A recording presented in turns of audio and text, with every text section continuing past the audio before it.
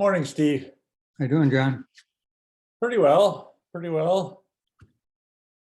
Cold here. I got here in time this time.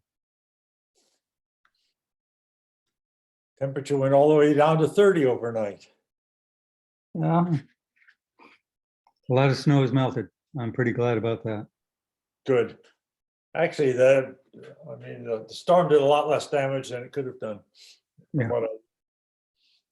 Unless you're at Ballston Beach. What happened in Boston Beach? Well, you see that there's a house there that's Oh, right. hanging halfway over the edge. Yeah, I did see the picture of that. Yeah. We know, we kind of know that guy. Friend of ours from the Berkshires was his lawyer. And we think anyway. He's got lots of money. Morning, Melissa. Okay. Hi, Melissa. How are you? Good, how are you? And we have Dick Elkin as a guest. How do you do, Dick?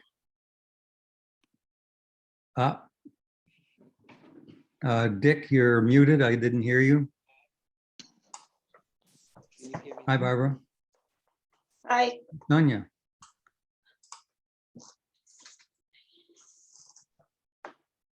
Morning. Morning, Sonia. Morning. Barbara, is it that cold? Do you need a hat? No, I'm just having a bad hair day. I'm serious.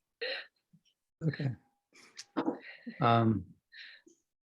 Okay. Time to call this meeting to order. And I'm going to actually read something that this meeting is being held via Zoom video conference in accordance with the temporary suspension and enhancement of the open meeting law requirements by the General Court of Commonwealth of Massachusetts. Members in attendance are Steve Blanchard, Barbara Cavoni, John Reel, Morning. and Sonia Woodman and Melissa Yao. And we have a guest, Dick Elkin, from the Energy and Climate Action Committee, Wellfleet Climate. We just call you the Climate Committee, but we know to. And actually, well, okay, we'll get to it. So that's called order, and now time to review the agenda.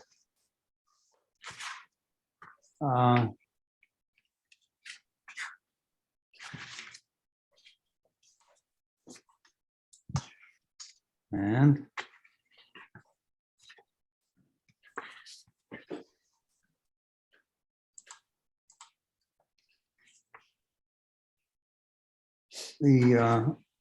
so anyway, is there any comment on the agenda? Do we have to actually vote on the agenda? Or we just do it? Anybody know? Okay, we're just I don't gonna. think we need to vote on the agenda. Just my 2 cents. Okay. So anybody have any comment on the agenda?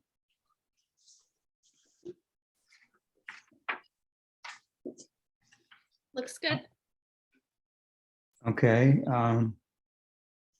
Sonia, a while back, you wrote me an email about reorganizing our agendas. And apparently I was the running the next meeting, and of course I ignored your advice. But it has basically organized them, and I'll hand that. Do you still think that's a good idea? Do you Sorry, remember? what's that? To organize the agenda? Yeah. You had them under categories, individual items under the categories. I don't have your letter in front of me now, so I can't. I'm trying to remember. Okay, well, let's not worry about that. I think it's fine. Okay. And one thing I wanted to add to the agenda is Heron River access points from John, because he did some work, but we can include that in item 8, which is research and cataloging waste of the water. So let's not forget that when we get to 8. Okay. The Third thing, public comment, and we've never asked for public comments before. And public comments must be brief. The committee will not deliberate or vote on any matter raised solely during public comments. I copied that right out of the select board. Anybody have any public comments? Good, moving on. We're going to approve the minutes from the January 12th meeting that Sonia put together. Did you see my correction, Sonia? Yes, I did. I sent out another copy. Oh, I applied your corrections and there should have been another email that went out with all those. could be I've been working a little frantically trying to get this meeting together. Yeah, Haven't been no worries. checking emails. But I did make the corrections, so. And your video is frozen, Sonia. But we heard you loud and clear. My computer is not working great these days, but you can hear me though? I can hear you. We can, I guess we can all hear you. I can hear you.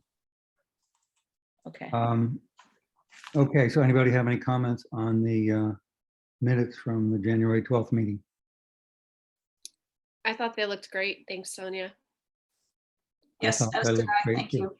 Mhm. And Sonia, did you agree that what we call the Climate Change Committee is actually Dick Elkins' committee called Energy and Climate Action Committee? Yeah, that's fine. I just wasn't aware of what the proper name was. I think we were referring to it. I was using the video and we were referring to it as like Climate Action Committee. So I was just kind of going off of that, but obviously we should use the correct term. Okay. So do I hear a motion to approve the minutes from last meeting, from the January 12th meeting? So moved. Second? Second. Okay, and all aye, Steve Blanchard, aye. Aye. Aye. Aye. Aye. Can't see you raise your hand, Sonia, but you got that. Sorry. I don't know how to fix it. Don't worry about it. Okay, item number 5, consequences of sea level rise. For coastal access and Wellfleet, coordinate with Natural Resources Advisory Board, Shellfish Advisory Board, and Energy and Climate Action Committee, and others, and acknowledge liaisons. And Dick, I would expect that you would be our liaison from the Energy and Climate Action Committee. Is that okay? Up, you're still muted. Still muted, can't hear you. But don't shake your head, yes. Or wait, okay.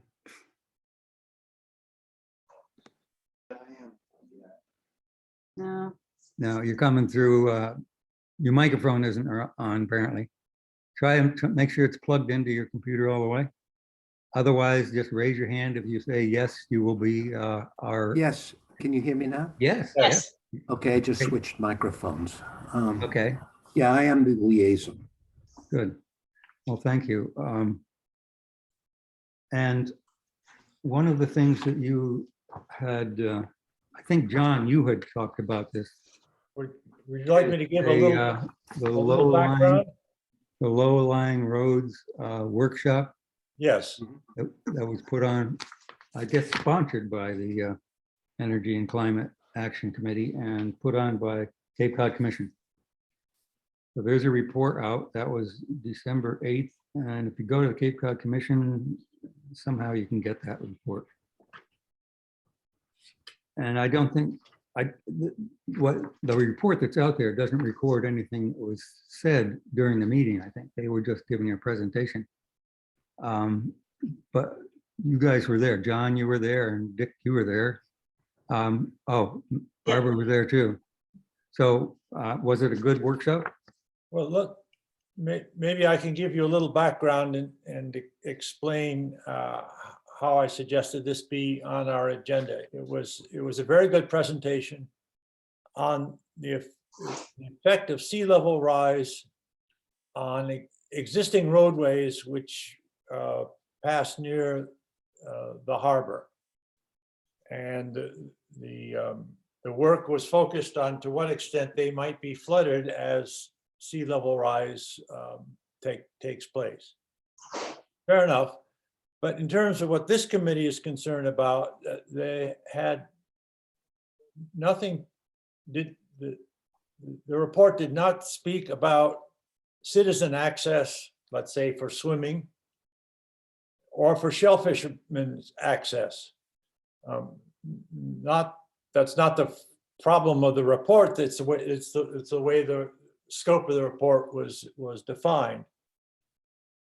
So if you think about people who, like my wife, love to go swimming in Wellfleet Harbor, and sea level rise takes place, some of the access points may be severely limited. Taking one example, the bathing beach off Indian Neck will probably not be much affected because there's a big area of dune land behind behind this actual swimming beach, and before you get to the parking. So there's plenty of time for the system to accommodate itself and before the parking is affected. If you go to Powers Landing, on the other hand, because the Powers Landing is blocked by the road going by, it won't take very long that before you begin to run into a restriction on access to Powers Landing, just because sea level rise will begin, you can imagine it pushing over toward the parking lot. And at Fisherman's Landing, it's hard to see it surviving. You can drive down there by any high tide and see cars practically floating in the tide. The other thing that wasn't addressed in the report, which again is not a criticism report, is shellfish access. And to think about shellfish access, you have to switch tides and think about what's going to happen to low tide. How is low tide going to behave with sea level rise? And how is the gradient between the dry land and the place where the shellfishermen's beds are found, is that slope going to follow sea level rise, or is the consequence of sea level rise that the slope becomes effectively steeper? So we need, I think, a study done of the effect of sea level rise on these various issues. I think we need to find a source of funding. I think we need to define more precisely than I've just described what needs to be answered in this report. It's a more complicated subject than was addressed in the presentation we heard, or some of us heard in December. And it's going to need, for example, we have no surveying information on the gradients leading to, say, shellfishing points. We have lots of data on the elevation of, so to speak, dry land, but we have very little data on harbor gradients. So we've got to build the database, do some analysis, and come up with an action plan. And 25 words or less, that's my concern. What I hope Dick can particularly guide us on is sources of funding, how the previous report was funded, where we might look for funding. I see Nancy's also joined us, might want to comment on the scope of the action. So Steve, that's my pitch, and I'll turn this back over to you now. Nancy, you listened to most of that. We're on. I did not, actually. Sorry, I'm just tuning in now. So Okay. I apologize. They've got a bunch of balls in the air. Well, and the summary, John thinks that the December 8th meeting, did you know anything about that, or did you attend that? It was put on by the Cape Cod Commission? No, I was on medical leave at that time. Okay. And are you all better now? I am. Good. Good.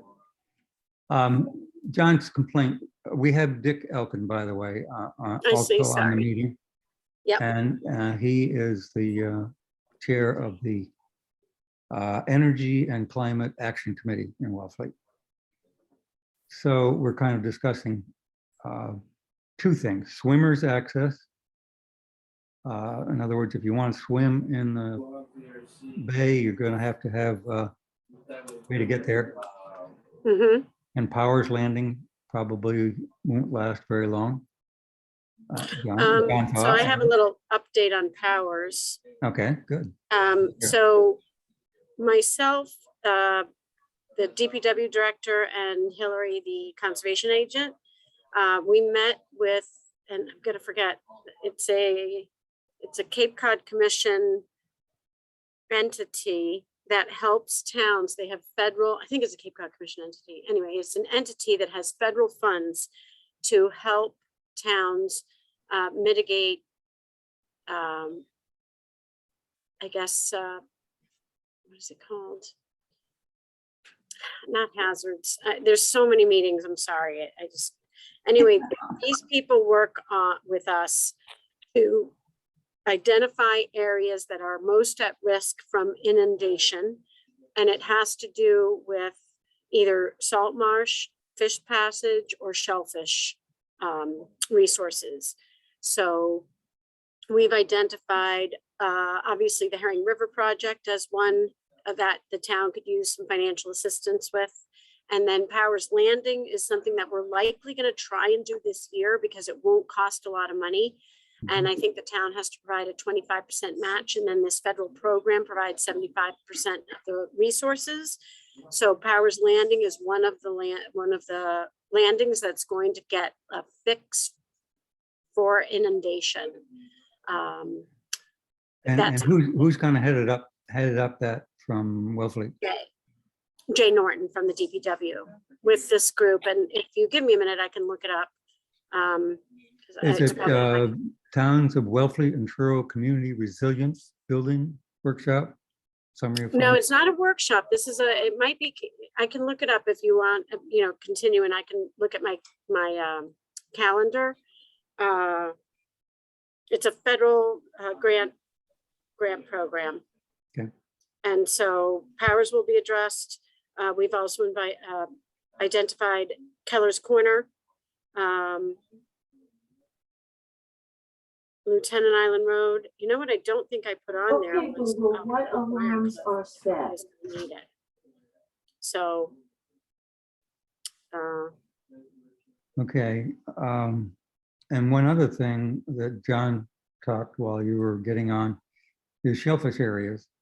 Most of the studies have just talked about what the water is going to do to the low-lying roads, how the marshes are moving.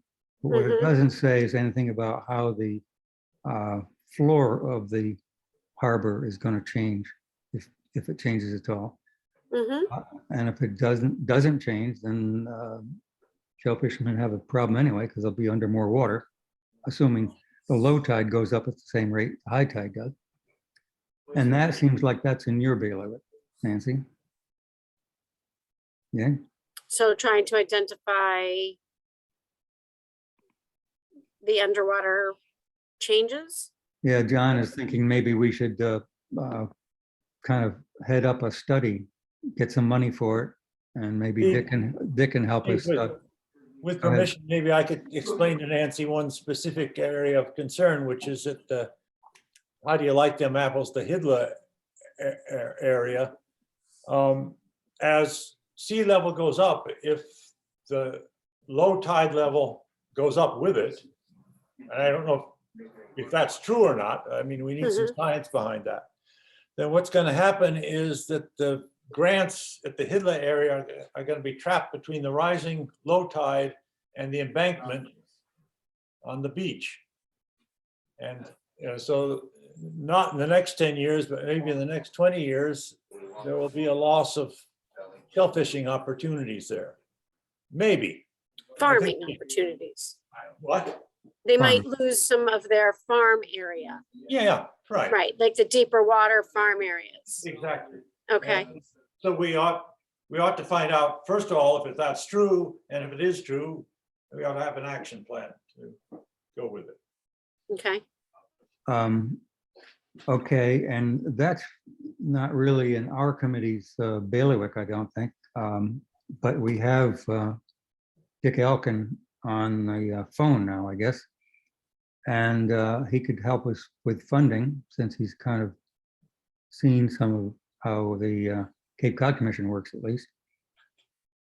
And but Nancy, it would seem to me that the Shellfish Department would probably be the department to head up the study.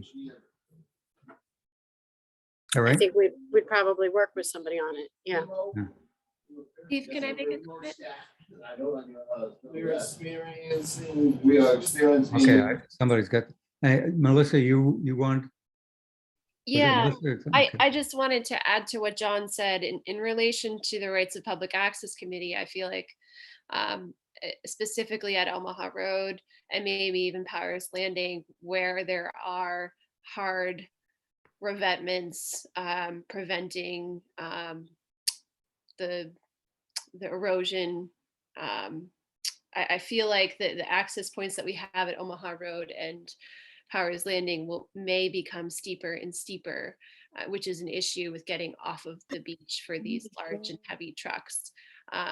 So in that way, I feel like our committee is relevant to this issue. Oh, I see. Okay. So you think that the slope of the harbor floor is going to get steeper, so it'll be more of a climb to get out at Powers Landing, for instance? Yeah, I'm not a scientist. I don't know what's going to happen, but I feel like that would make logical sense. Yeah. Okay, thank you. Well, the studies certainly would be worth doing then, if we can get an estimated map of the harbor floor at 2030, 2015, 2070, which was the dates that this other study that used.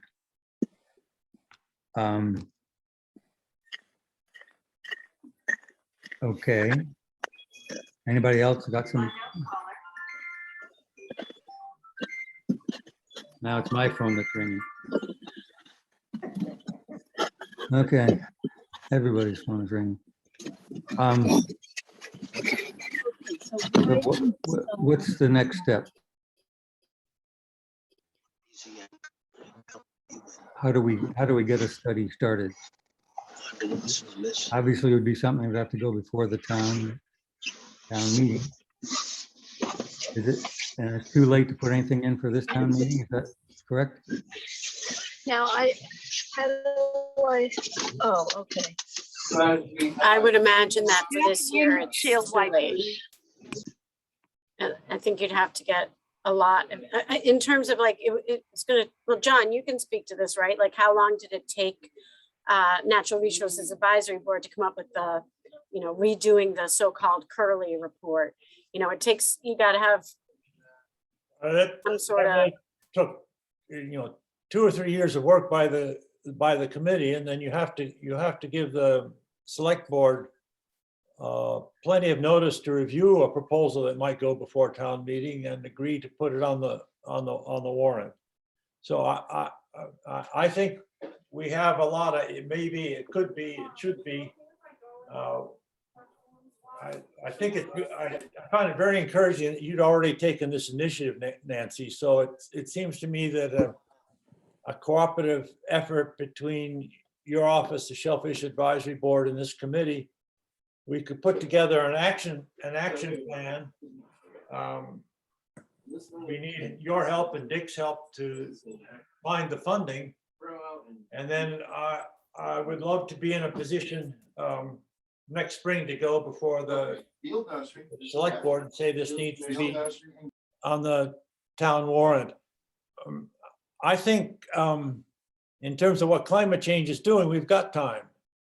The sea level rise isn't going to really take off until 2030 or thereabouts. So we have time to get a plan in place, but we don't have infinite time. Any other comments?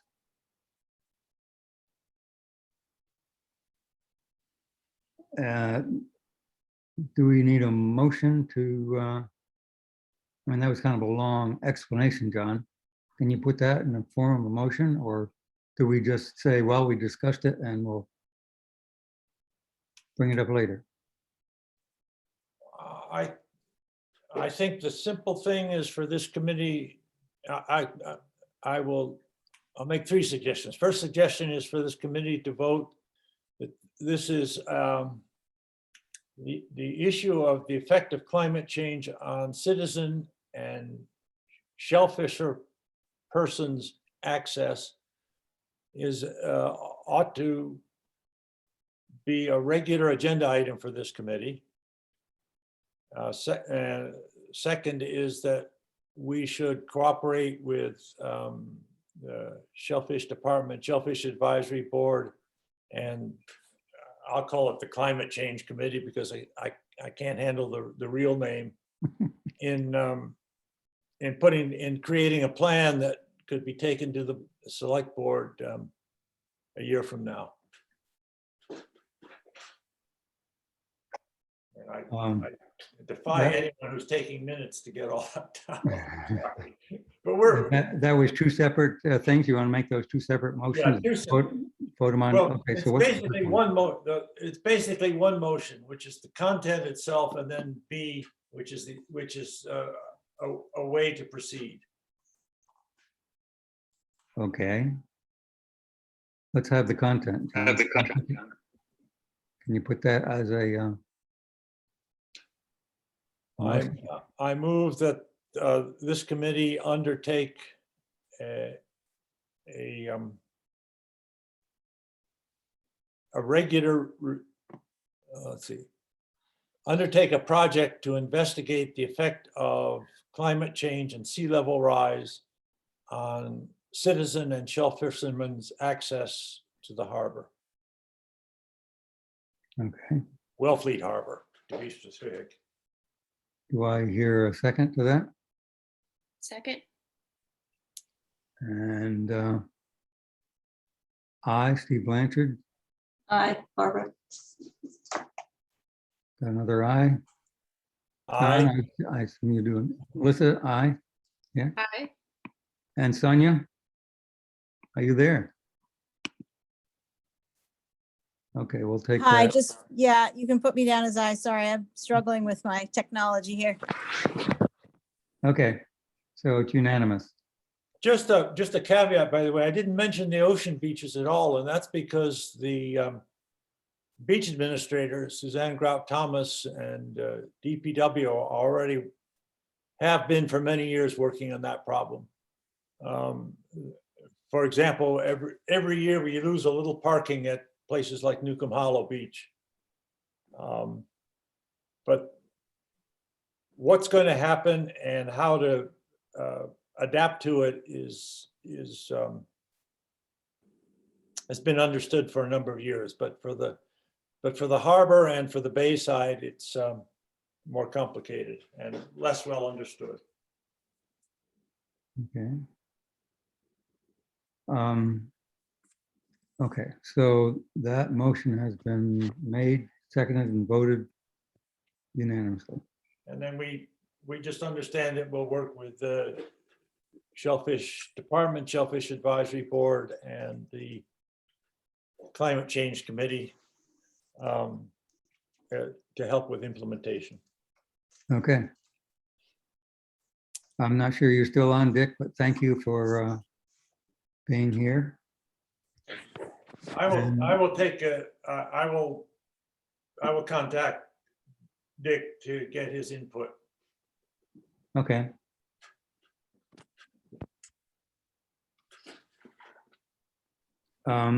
Anything else about consequences of sea level rise?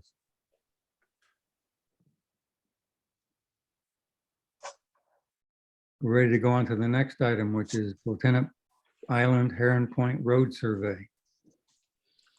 And we need a summary explanation for the town meeting warrant. That was, Sonia was asked for that. And I gave her some ideas.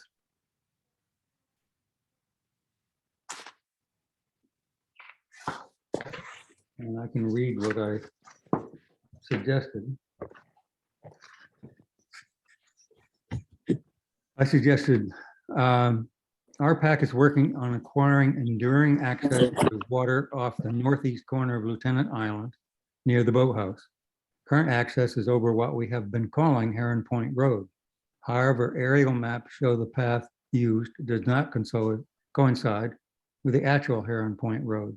The survey is required to determine ownership of the path used, so the legal permission to use it can be secured.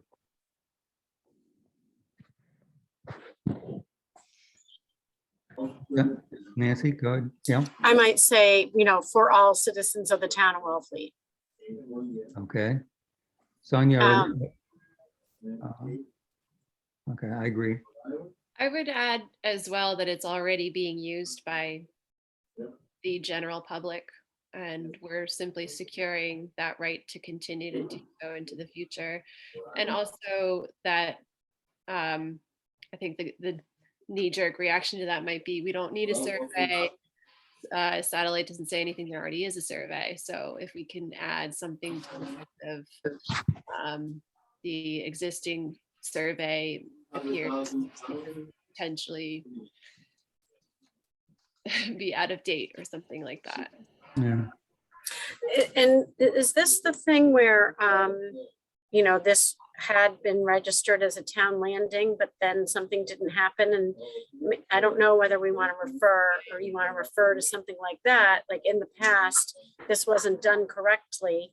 And so something that was designated a town landing, what the RPAC is trying to do is correct an error in the past where this was supposed to have been made a town landing, and we're going to do that now.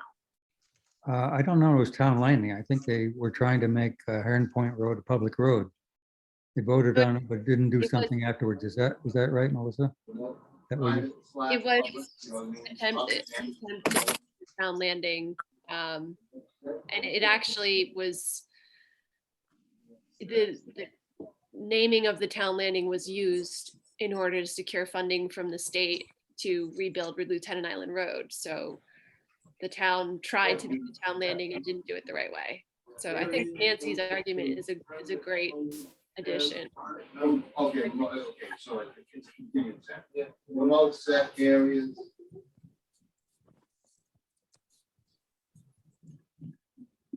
Sonia, is it you that's got all the background noise? Can I?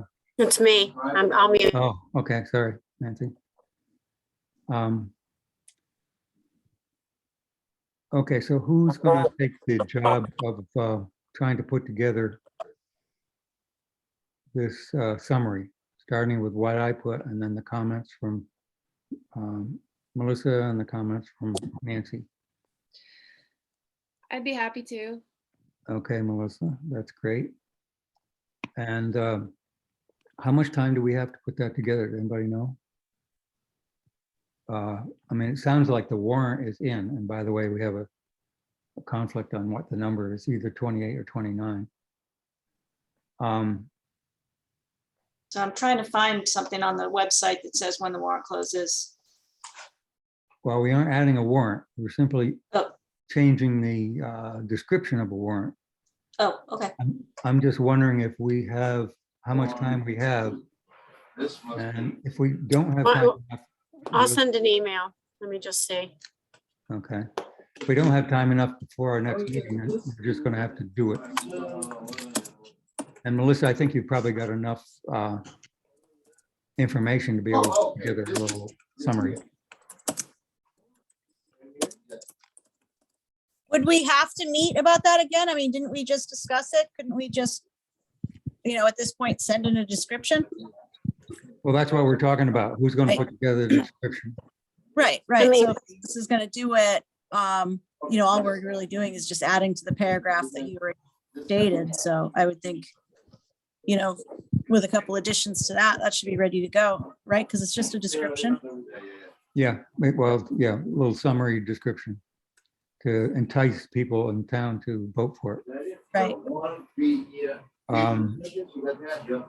So, do I hear a motion? Sonia, would you rather do it, or are you gonna request Melissa to do it? No, it's fine. I'm fine with Melissa doing it. Somebody's got a lot of noise. Sonia? Yeah. Well, first of all, thanks for doing three things. Thanks for doing it. I think Nancy's argument is the soundest one, because what we're saying to the town is we're taking necessary steps to ensure long-term town ownership and rights to an access point. Keep it simple. Second, the last thing, in terms of timing, consult with Rebecca Eldridge, who can tell you when we need to have this finalized, and does it have to come to a formal vote from this committee? Okay. Okay.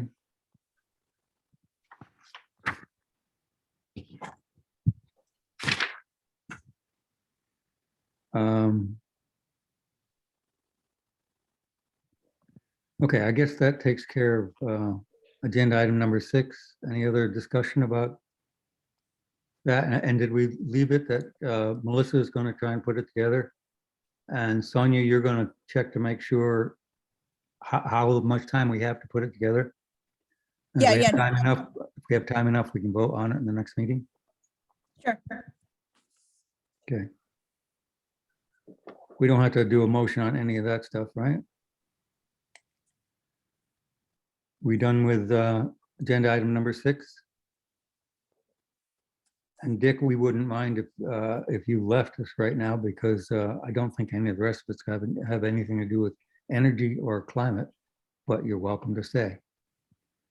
Next item, 7, Lieutenant Island Puddle. We were going to contact Mass Audubon, and I don't remember where that was. There was a site meeting, I gather.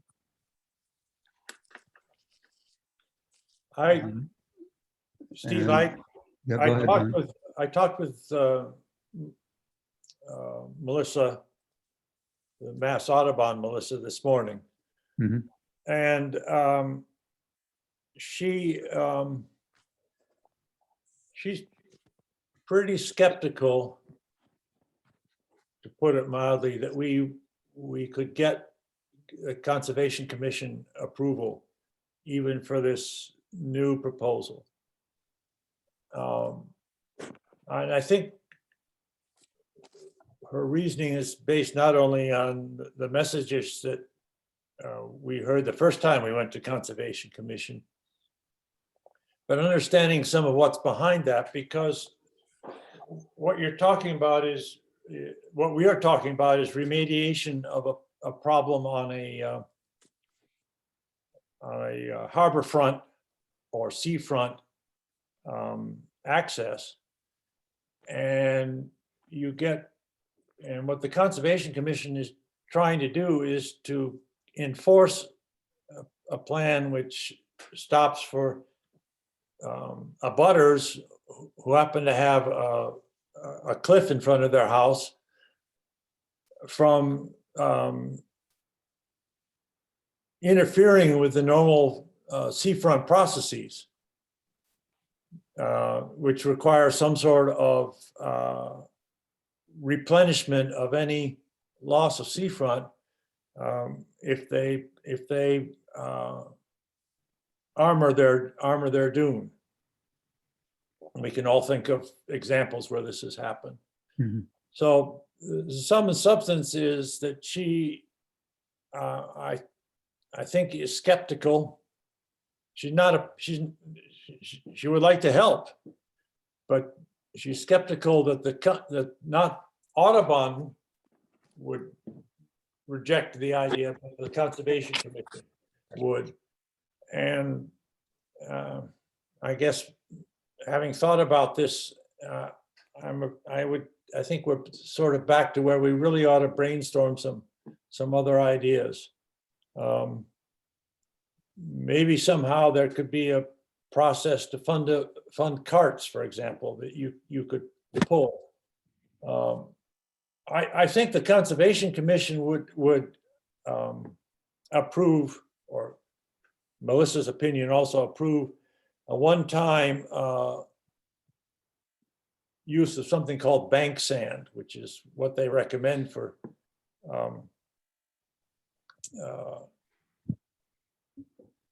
seafront remediation. But the idea of if we keep driving cars over that, et cetera, the bank sand is going to disappear. And we right back where we are. So that's why I think we need to look at a less intrusive process. And I know that there are members of this committee that would prefer something else. I'm just reviewing what Melissa Lowe and I talked about. I happen to agree with her that that I think there's some sound reasons from their point of view why the Conservation Commission would look skeptical on our proposal, even though I think it's a perfectly reasonable one myself. How about a bridge? We did not discuss a bridge. I mean, I can imagine a bridge that you drop in with a crane, so you aren't actually filling in anything. Yeah, but Putting So something why on is it top. okay to fill something in on the other side of the marsh, but not on that side? That's what I want to know. Yeah, well, that's the Conservation Commission's. Right. So right now we're just assuming that conservation wouldn't allow this without having asked, correct? Well, we did ask. And Well- we got a no. We got to know for gravel, Yep, that's true. Okay. and that's it. That's all we know. Dick, you got some input here? Yeah, I happen to be the sole abutter of the tidal pool on the road to Silver Spring. And it really is a tidal pool through a wildlife sanctuary. Can I share my screen and let you see what we're talking about? Sure. Okay, give me a second.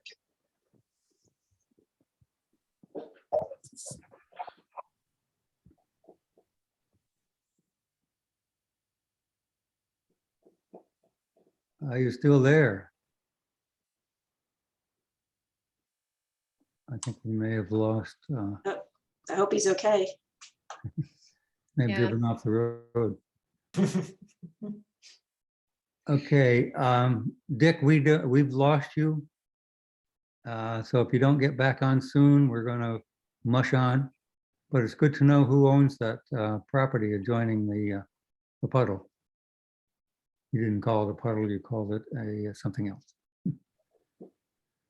He referred to it as a tide pool, Tide pool. Yeah. No, but as we've seen on the maps previously, it was not previously a tide pool. It was a portion of the road, so.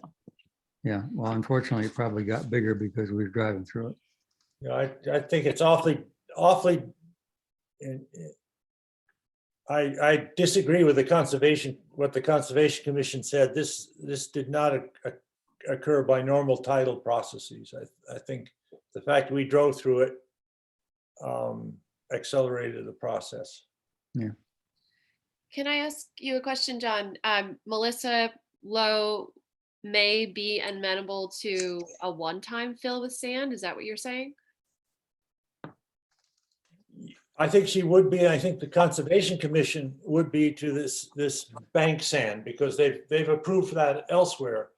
But then the question is, if we continue to access the actual shellfishing spot as we have been with trucks, how long is that going to last? And it's hard to believe that the bank sand, which is used in front of places like the house that overlooks the Cape Cod Bay, that doesn't last very long. Yeah. You have to have a process of every few years replenishing. which creates an obligation for someone to keep paying. It would seem to me, do we But have a once again, I feel like that's an assumption we're making right now, right? Like, I mean, looking at this road over the years, it didn't just form quickly, that hole. So I feel like, you know, if bank sand is a solution, it might be temporary, but it could be a potential solution. I mean, we're talking about a road that might not be there in the future anyhow, right? So I mean, like at this point, I feel like we gotta find a solution that makes sense. I mean, I'm Yeah. gonna- it's a possibility, we should keep it on the table. I think you're right, and you know, I'm trying to represent not only our position, but what I think Melissa, the Audubon Melissa and the Conscom would say. I think both would accept a single one-shot fill? fill with bank sand. I think that's The worth. question is, it's happened once that has created a problem. It doesn't sound like it's long-term. So we need to include in our thinking a provision for every 2 years, every 5 years. I don't know what that's going to be, of coming back and topping things up. And we've got to find a way to pay for it. Audubon might be willing to help the first go around, but I don't know if they would look at this as a long-term commitment. Well, again, going back to our discussion of a request for a budget, you know, I would feel like something like this would fall under our charge to maintain in the future, right? You know, we are asking the town for $3,000 some odd dollars for a survey. I don't know if, John, you got to see the quote I got you to fill that hole from, it's actually Evan Brunage's company. He works with the Wellfleet Shellfishermen's Association. He proposed I believe it was a type of clay, and he proposed that because it gets used along the marsh in other areas. I don't know if that's something that would be acceptable or not, but just for example, you know, he did give us a quote to understand the cost, and that cost is only around $1,000. Yes, no, Melissa and I talked about that as well. Right. That's not a concern. The funding could be available. Right.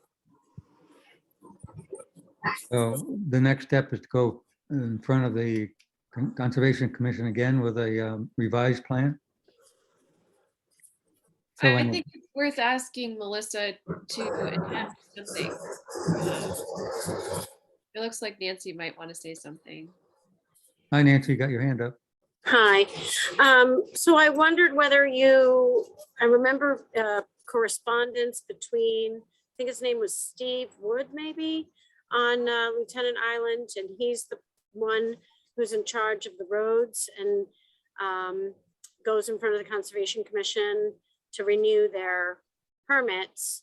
And I wondered if you were ever able, or I'm not remembering because it was like in the fall, what they use, what their proposal looked like, because just picking up on what Sonia said, you know, if some of these types of projects are allowed in other areas of Lieutenant Island, then if we can work with Audubon to construct a similar solution, then, you know, we can maybe be a little bit more successful, just doing something that's already approved out there.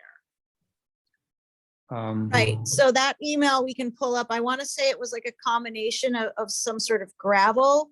Does everyone remember that correctly? It was like some, I don't think it was 2-inch gravel, but it was some combination like that.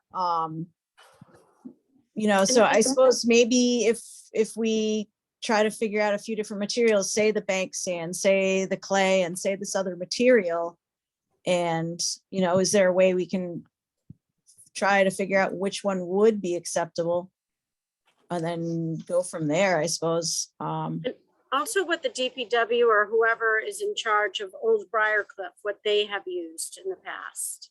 Because again, that's the same type of, it gets tidal influx, but it's always been a road. And just adding, when I spoke with Evan Brunage, he actually had an interesting story. He was talking about a friend of his who actually got stuck in that hole in the middle of the night. And he had to come and help the friend get out. That friend had a risk of, I mean, if he got stuck there, he could have frozen to death. You know, so there really is a safety issue as well with this hole. It's not, I mean, obviously I'm, as shell fisherman, there, I have interest in it. Not that I'm there all the time. But there, you know, there are other concerns for this road. It is not just specifically for shell fishing. Right. So I think those things are important too. And then the other point that he had was just emergency access for Catboat Road. This is something we haven't talked about, but he was saying to actually maybe even just check in with the rescue squad regarding emergency access. If we were to have a winter storm and Catboat Road were to be blocked by a telephone pole or a tree or something like that, and if there was a fire, if there's any sort of issue, that road does provide access to those properties. You know, emergency access. So there are other reasons for maintaining it as well. Okay, so we've got some reasons, and we've got some alternative materials, and we have a couple of people we can go to who basically do the similar kind of thing nearby and have to get Conservation Commission permission. Right. So, and Dick is back on. Dick, are you ready to show us the, oh, you're quiet. Try. Yes, let me try. Okay. Where are you anyway? Give me a second. He's in his car. Oh, I'm in my car. So this is, can you see my screen at all? Yes. Okay, then let me get to the pictures of the, give me a second. Okay, here we are. This is the area as it looks right now because it's underwater. And every day the tide comes in and any material that you put in would be washed away very promptly. This is what it looks like at mid-tide. You'll notice that there's a channel leading up to the tidal pool. And this is a genuine tidal pool. And the only way to keep this tidal pool from filling in again is to drain it out to that channel, because any material you put in will be washed away. I replaced the fence that runs along the road just about annually. Ice comes in the winter and it will knock anything out of the way. And twice a day, the tide comes in and out. This is a natural phenomenon. Now,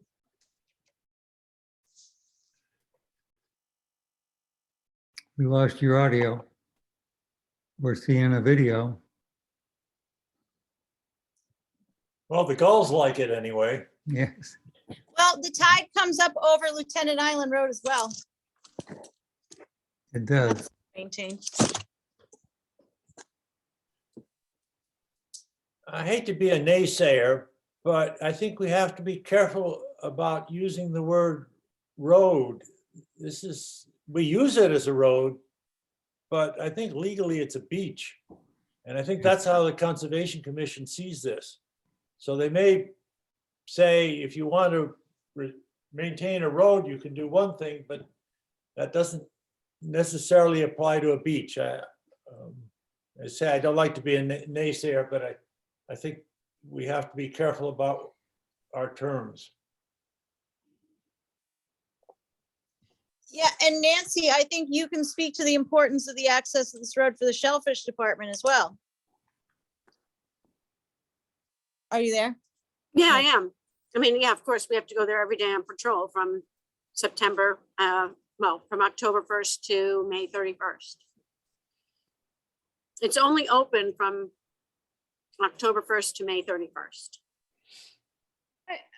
I think I think the Conservation Commission and maybe even Melissa Lowe need to hear how important this road is to us as shellfishermen, but also, I mean, the general public uses it as a walking pathway, but I think it's important to just at least have that conversation. And I think we've discussed this puddle a lot. And I don't know if Melissa Lowe has really heard everything that we've been discussing here.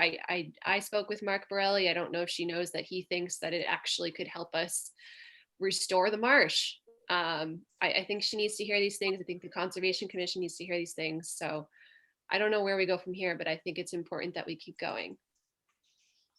Well, Melissa, Did Mark Borelli offer to put his comments in the form of a memo? You know, I haven't asked him to put it in writing. I asked him to come see the puddle. He's very busy, so it didn't work out. But I can ask him to put some kind of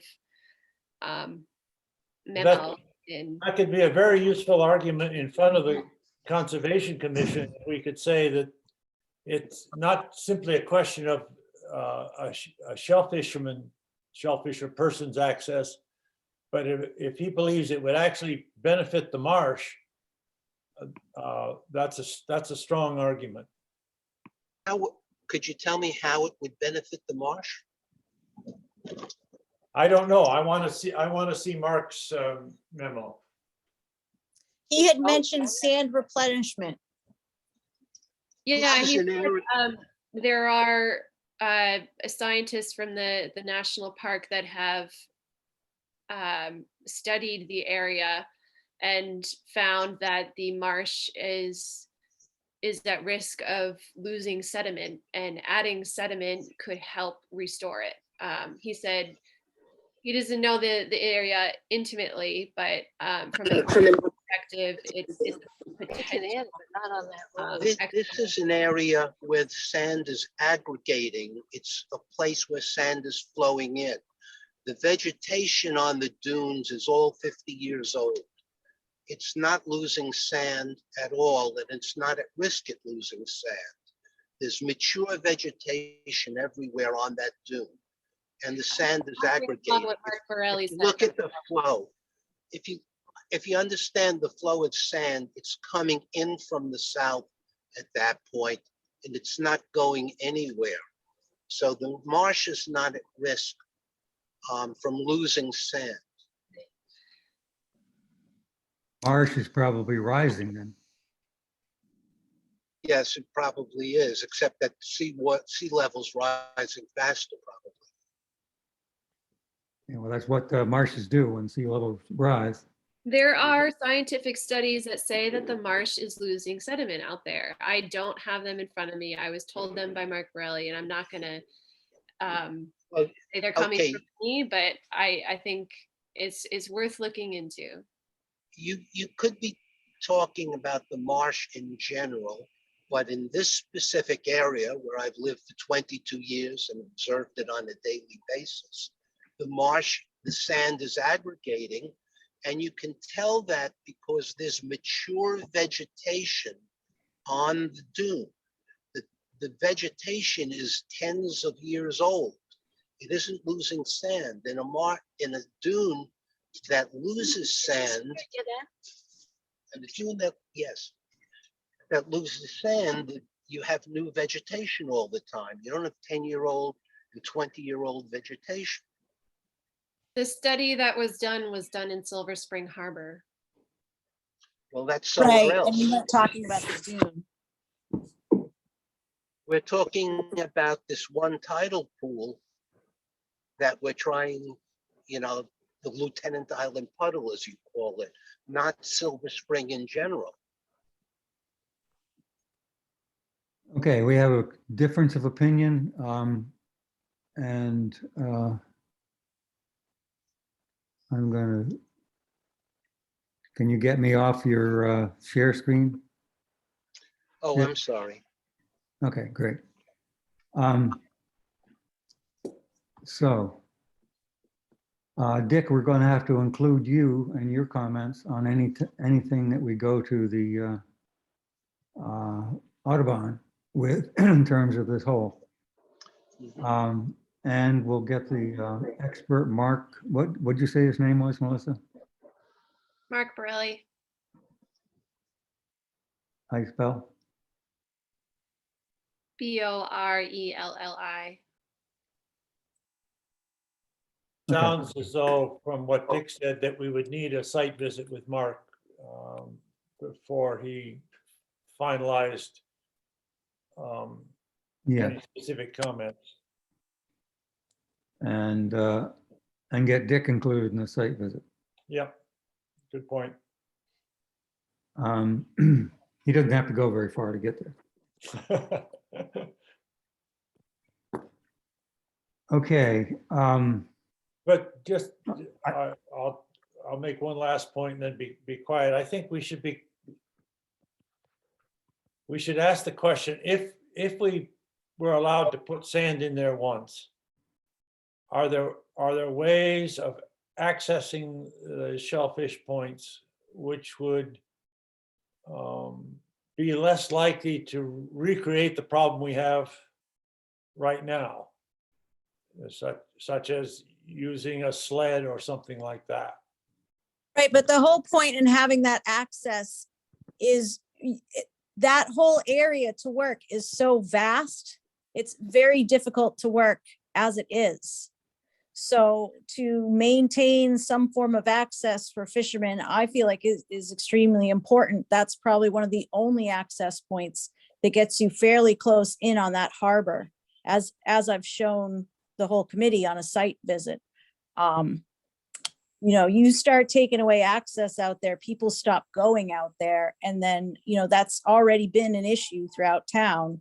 If shell fishermen can't get close enough to a working area, there is potential for them to just lose access or stop working there.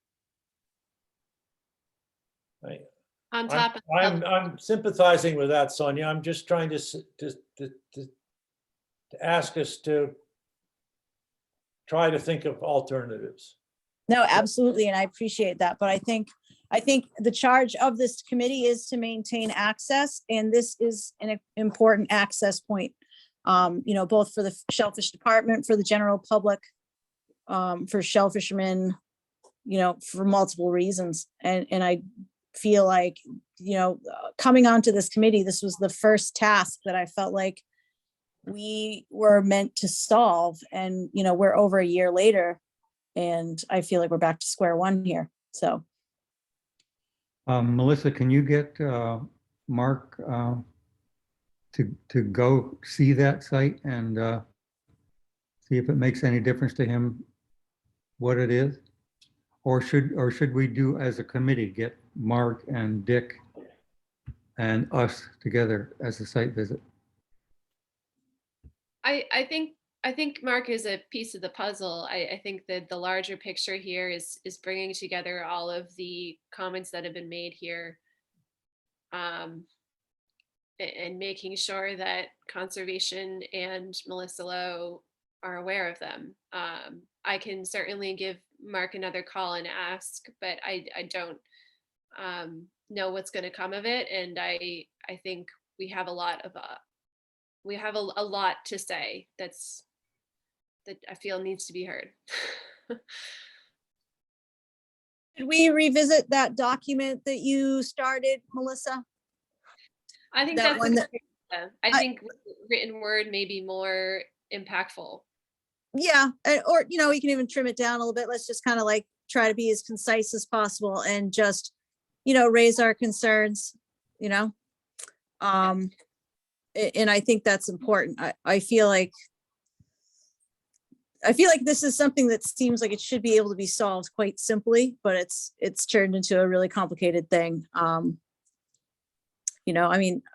It's understandable, Dick's point of view that it's a tidal pool and, it'll get washed away, but it's not just a tidal pool. It's a portion of a road that's been used. And yes, I know it's not an official road, but it has been used, for, I'm not sure what the duration of time is, but you know, looking back on the maps, you can see that it's been there for quite some time, and it's been used as access, and it's an important access point for multiple reasons.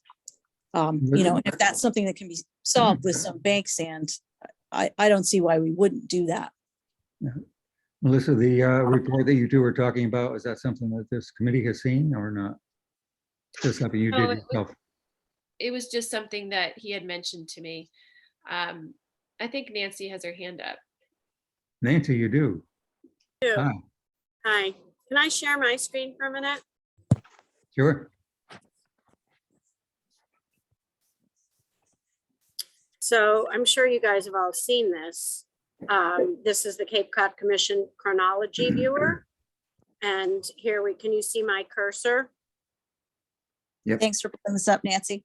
Yeah, so this is, you know, Silver Spring Harbor. This is the landing. And this is where all the cars park.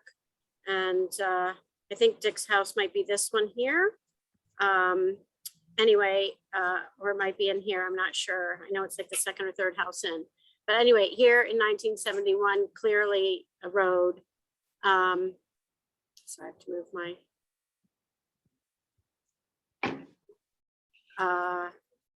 1984. So obviously here used to even be like two-way traffic, maybe, I don't know. 84, 94. Still quite clearly. I'll try.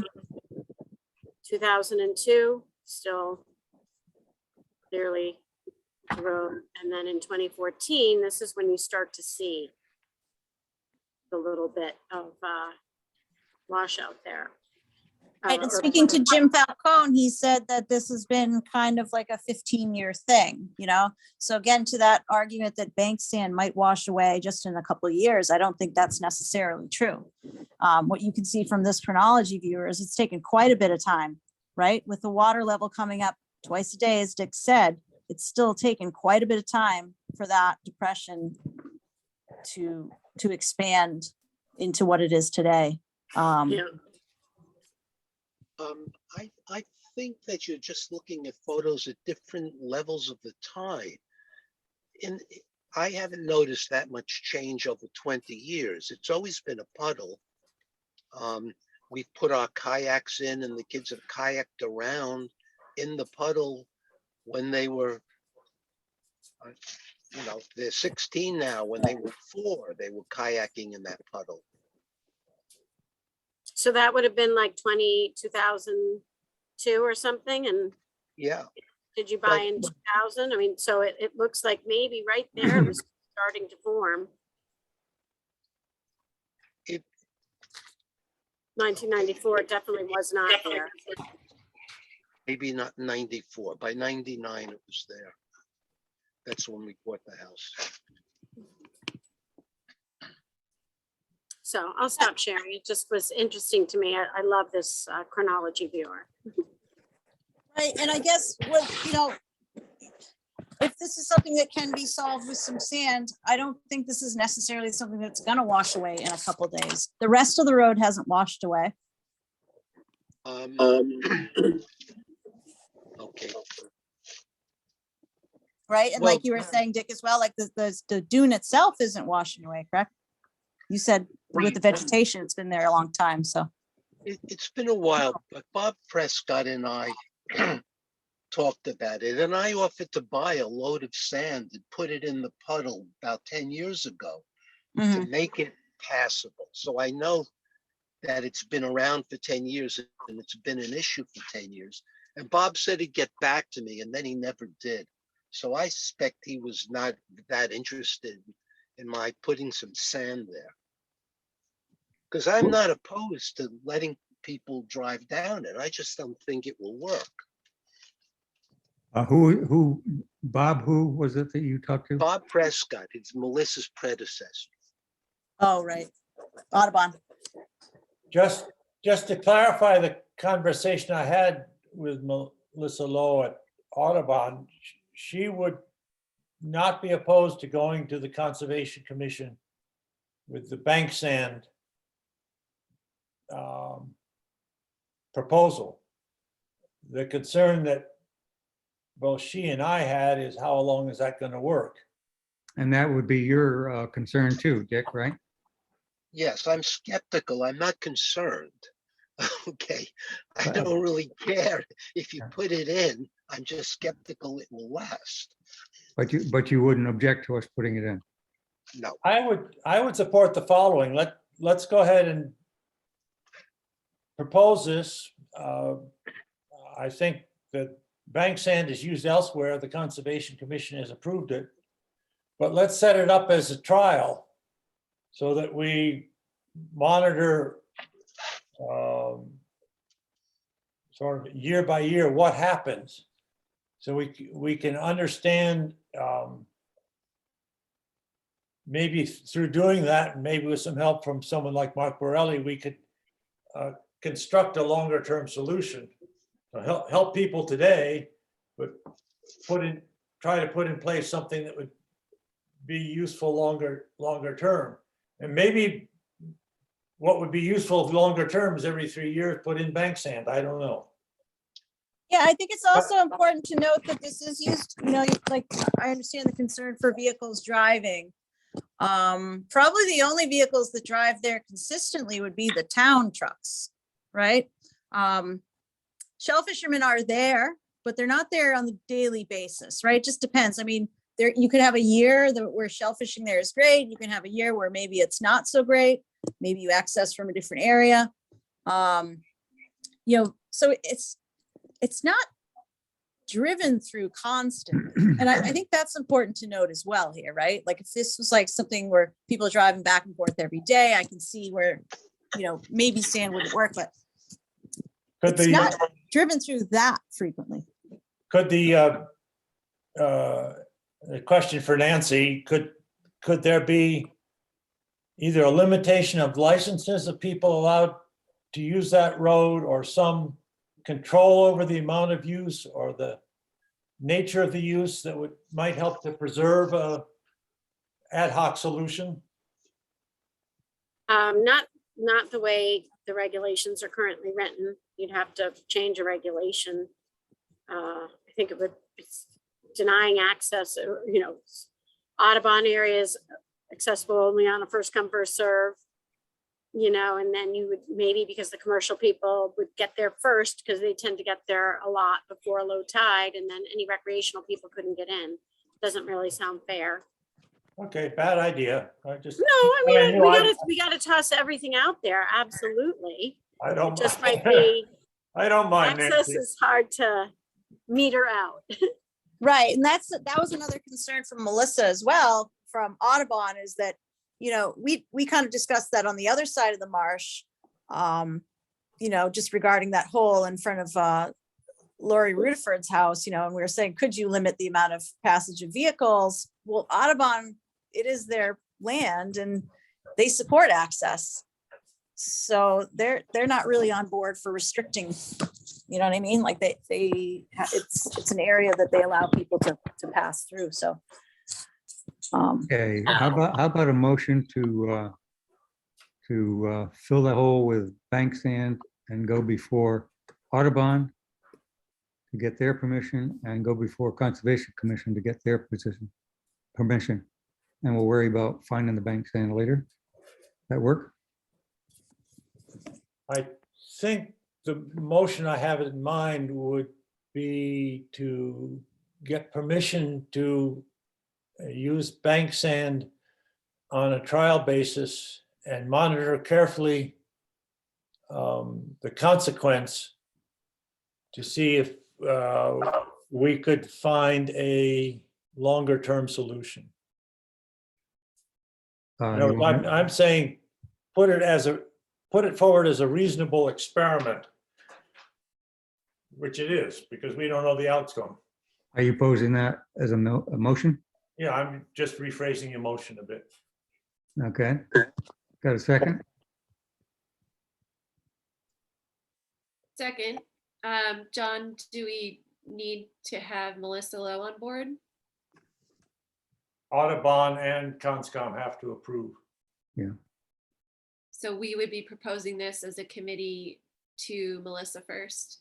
to Audubon, and then if Audubon agrees, we would go jointly to Conscom. Okay.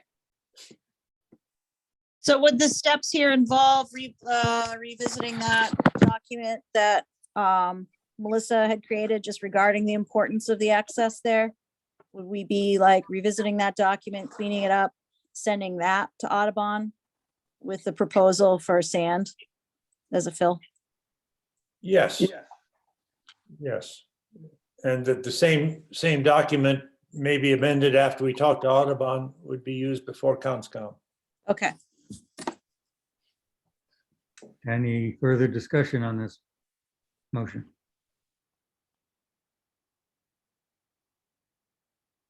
Okay, can we vote on it? Aye. Aye. Aye. Aye. Okay. We have some action. And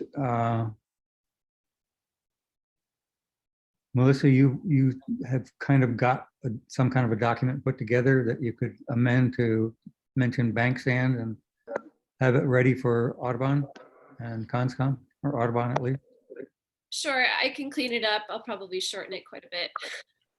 Okay, Yeah, we can bounce it back and forth if you want, Melissa. I know that's what we were doing initially, so Sounds good. if there's things we are missing or add or subtract. okay. Are we through with the Lieutenant Island puddle? That was a long one. That was an important discussion, so it took a while. It was, yes. And we actually got some action. Okay, the next item is research and catalog waste of the water. And I actually have some questions. I'm not a native, so I don't have all the information. But I've gone through the places that I have, and Mayo Beach E is supposed to be map 20, plot 20, and there is no such. And it's not known to the assessor's database either. So something has changed there. Does anybody have any input on that? Not called any more than Mayo Beach E of A, B, C, D, E, F. Map 20, parcel 20, 3.51 acres. Not in the assessor database. There's no parcel I can see that's 3.51 acres. Is it possible that it got absorbed into what is now the marina, which is 20 point something else? Anybody have the history of that in any way?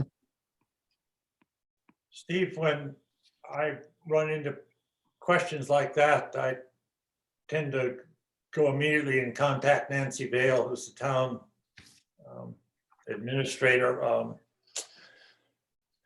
Forgot Administrative assistant? Yeah. Anyhow, Nancy Vale is the person most likely to have an answer to that. Okay. I'll check. She's a town assessor, but she's the one that keeps the maps. Okay. I'll check on that. And Can I also- just interrupt 1 minute, Steve? yes, you may, Nancy.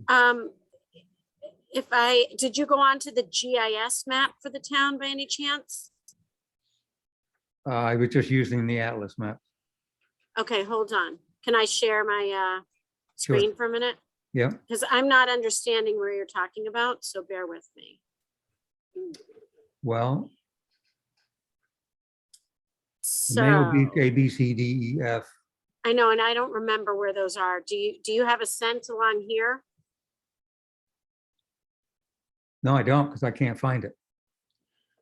But- Um, Okay, oh, so you're looking at the Echeverria document, yes. And A is right by the corner. And then this, B the is a Keller's little, Corner? the corner by the Wellfleet condos. Kendall Avenue, where it turns northward. Right here. There, yep. That's the Okay, so first- that's A. Yeah, that's A. And then we move down, and what letter were you saying? Well, the next one is B, and no other description other than Keller's Corner. Keller's Corner was A.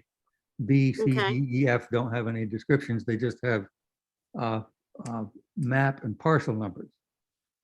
And 16 is B, which I think you 16 can right see. here, this is B? Yeah, and C is 12, which is the next one down to the right. Okay, And D is 11, which is someplace around there. yeah, Yeah. And then the E is supposed to be 20, parcel 20, and there is no parcel 20. okay, Yeah. so maybe what happened is it's all in this 9 now. All of Possibly. this. Possibly. Here's the old Shellfish building. Yeah. Oh, no, wait, that's the basketball court, sorry. And then here's the old Shellfish building. Mhm. And now this looks like all one parcel, hold on. On the Atlas map, it shows also a number 34 up top at the top left corner of that whole parcel. I don't know what that's about. Where? I'm just saying on the map, on the assessor's map, there are two numbers in that whole thing. One is 9 Yep, in that area, and then in the top left corner of it is a number 34, which might be, is the road possibly, the parking lot possibly a different parcel? I don't know. Anyway, neither are the 20. So it is possible, yes, that there were multiple parcels put together, and parcel 20 was one of them that was put together to make 9, but I don't know. The other thing is that, let's see, okay. Yeah, I think John's advice about looking at, is talking to Nancy Vale, she'll probably have records on that. Okay, I just wanted to get a feeling of where it was for my own Yep. edification. yeah. And again, looking at the old report, they mention all 5 of those, A, B, C, D, E, F, 6, I guess. And the only one that I couldn't find was that one, 2020. Map 20, parcel 20. I will dig into that. Now, here's some ignorance questions. What are the finger piers? Okay, let me call that back up again. The finger piers are the ones that are inside the L pier. So hold on, I'm going to share my screen again. Inside the, So the finger piers are these right here. Can you see? yeah, Actually, I think I actually think they're these. No, those are the mosquito docks. I guess that's a harbor master question. okay. I was thinking mosquito docks when you said finger piers. So I'm not sure. I don't know where those, I don't know which gets identified as which. Yeah, that was not in the old report, but it was on your, Okay, so hold on. Jordan, question. Do you remember where, I'm just having a brain fart. Do you remember where the finger piers landing was on our map? actually, it's got an Point it out asterisk here. by it. Asterisk here? said there's not. It's more on this, like right on the end there. Here? Yeah. So Kind of there's in no, this- there's no pier there. I mean, there's no finger piers. Let me call up our thing, sorry. Well, the Shellfish Landings map was supposed to identify areas that shellfishermen access, and the only area they use the pier for is where Jordan pointed out right there. So maybe it's not appropriately named, but I'm sure it's where she said it is. Okay, so it's a. Yeah, the location of the dot on the map is an area where people access from. Whether I named it correctly or not, I'm not sure. Okay. Okay.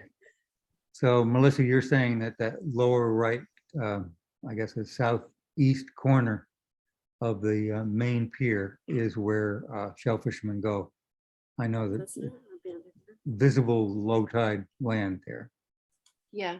or there was before the dredging anyway. It's still there. Okay, I will accept that as the answer for the finger piers. And I'm pretty sure I figured out what the L pier was. Okay, so I'm working on, I guess this is That the one area. for prime time, yeah. does I'm anybody gonna else look have? for it. And now, Melissa, you're the one that started Where did we the, put it? Oops, let me mute myself. Melissa, you're the one that put together the spreadsheet initially. Do you want me to just hand you what I have? And you can update it? You were talking about putting it out on Google Docs. How do you want to handle it? Whatever you guys think is best. I'm happy to merge our files if that works. Okay. So far, I've only gotten the first two columns done. Well, the first column is the title. And then the map and parcel and the ownership, the only ones that I've researched so far and not completely. Anybody else have any more information on that topic? We'll call it Melissa's spreadsheet. No, I guess not. I filled some in. It seems to me like some of the columns aren't relevant for some areas, but we can figure that out later. One thing I would think might be added as columns would be street number and street name. And actually the assessor uses 2 street numbers. I don't know what that's about. Does that make any sense? Yeah. It would help you find it if you didn't have an atlas map, you could find the street number maybe. Okay, are we ready to move on to next meeting date and topics? Do we want to do anything with that now, or do like we have before and kind of by email figured out what date to meet on? I don't think there are any change in topics. We pretty much have the topic. Sorry, I was just realizing I'm muting. I was gonna say, I think by email is fine because it seems to be like throughout the month, things can come up. You know what I mean? So it's hard to kind of plan an agenda right now. Okay. You know, we'll have to see where we're at with that document for Heron Point Road, whether we need to turn that in before Silver Spring Harbor. You know, we're gonna have to clean up that document, stuff like that. So, and we also had this meeting 2 weeks from the last meeting. You know what I mean? So I feel like. Yeah, John wanted that to talk about the December 8th meeting. Is that right, John? You wanted it so we could get Dick Elkin in on it? Yes. Right, I would right. like to put on the agenda for the next meeting, access points following the Herring River restoration. Okay. But I have had some information from the committee and from the seashore that might be interesting. Good. Okay, well, that will definitely be on the next agenda. Who's going to be the chair next time? John, you going to do it? Or don't you ever want to do it? You're the permanent chair of the NRAB, aren't you? Yes. Let me get back into town and I'll do my turn, which will happen early April. Okay. We've got lots of other things on our family plate right now. Okay. Sonia or Melissa, either one of you want to take it? Remind me of that in April. I will. That's a promise. We will, John. Don't worry. No? Yeah, I mean, I could do the next one. It'll have to be in a month. I need time. Yep. Okay. So Sonia is going to be the next one. And are we ready to adjourn? A motion to adjourn? So moved? Second? Second, Okay. Aye, Sonia, I. okay. Thank you, Dick, and thank you, Dick Nancy. and Nancy, right. Thank you. Thank you, guys. Thanks. Take care.